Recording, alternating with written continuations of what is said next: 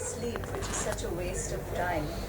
Now, for those who wish to reduce the amount of sleep in order that they may be able to spend that time in worship and in prayer, what is the way out? Because sleep is one of those, vibrations of the mind, which is, I think, the most difficult to control, along with food. How to reduce sleep? Well, first of all, depending on your spiritual status, if you're new to the process of Bhakti Yoga and spiritual practice, you should not really try to reduce your sleep too much. Because this body and this mind needs 6 or 7 hours of rest. Now, if somebody is very spiritually advanced, they may do away with way less than that. But that is on the more advanced stage. So how you can do it? Well, it's something very simple. It's called you cut out dinner. Now, you've asked the question. I know you're not going to like the answer, But, of course, if you get up at 8 o'clock in the morning, you run to your job, at lunch you eat a sandwich or a juice, and then you have dinner at 10 o'clock at night, then it's not going to work out. So you have to change your lifestyle. Now, there's a lot of stuff I could say, but you're not going to like it. So I'm not going to say it, because I don't want to become an unpopular person. Because things have been going so good so far, over the last 40 minutes. So I don't want to gamble it all away, But you already know the answers, Other things, other questions. Yes? Can you please tell a little bit about your impression of Russia and China? About? Russia and China. What do you want to know? My impressions? Yes. Well, Very fresh. the Hare Krishna movement is very big there. There's a lot of devotees.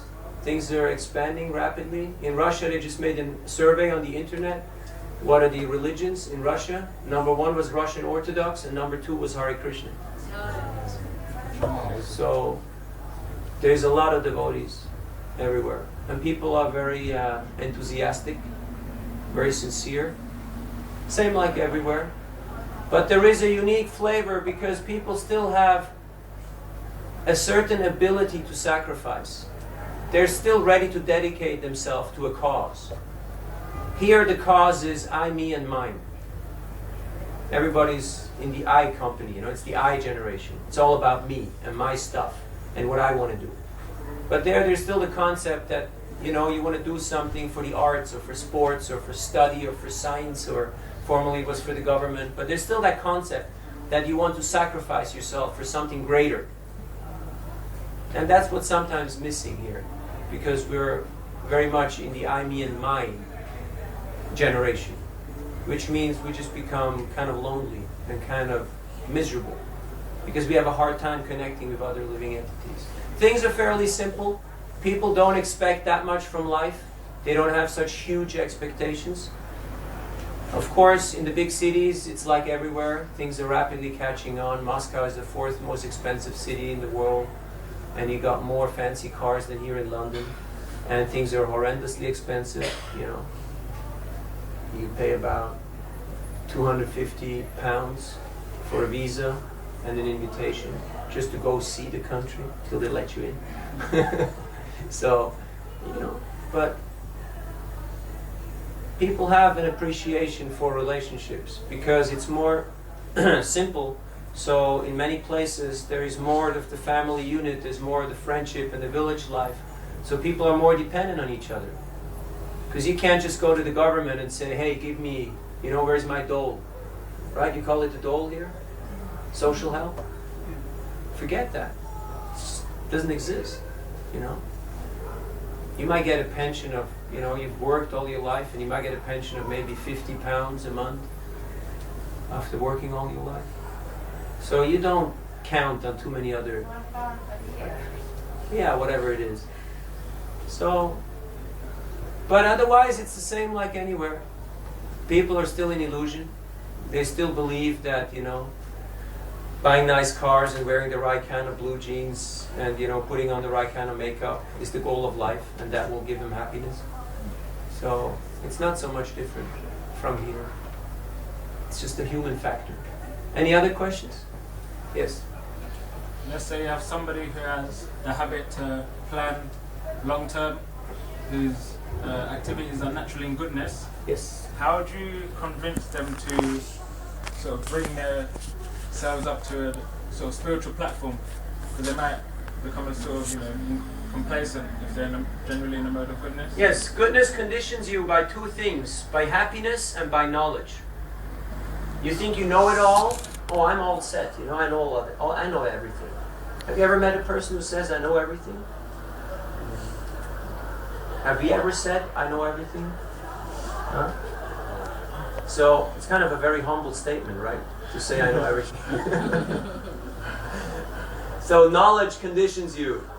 The bigger your brain become, the more you become conditioned because you think you know it all. And happiness also conditions you because you're not ready to explore. A person who is suffering, a person who's in distress, is very eager to get help, is very eager to accept something from somebody else. But somebody who's well-to-do, he's doing fine. He doesn't need all that, So if you're in the mode of goodness, that happiness and that knowledge can trap you and can condition you.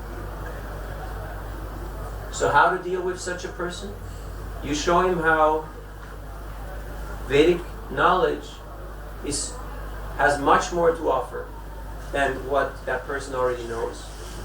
And the bliss of chanting Hare Krishna, of Kirtan and Prasadam, and association with spiritually minded people is so much more enjoyable than just, being okay. Show out the positive things. People don't want to hear about what's bad and what's negative and what's not working. There's enough problems in this world. Just show them the positive sides and they will be able to appreciate it. Because the hard truth is nobody wants to hear the truth. People don't like reality. They want to hear, everything else but reality. People don't want to know what's the side effects. It's just not appealing. Like you may go up to a person, you may tell that person, you got a big, fat, ugly nose in your face. And I'm trying not to look at anybody, because otherwise you think that I mean you, Now if you tell it might be the truth, And that person knows more than anybody else, because every day they're in the mirror and they see, And they measure and they look, They're confronted with that situation. But you telling them will not help them and will not increase your chances of being heard by that person. So to speak the truth in a palatable way and in a way that the person can appreciate it, that's the art. Now how do we do that? By living on the positive side of the planet ourselves, meaning putting ourselves in the right frame of mind, absorbing ourselves in spiritual consciousness, so that we're not absorbed in negativity and in things which go bad and wrong, but that we have spiritual energy, positive energy. In other words, that you've got something to give. You've got something to contribute to that person. In other words, you're not going there to take something from that person, but you're going there to give.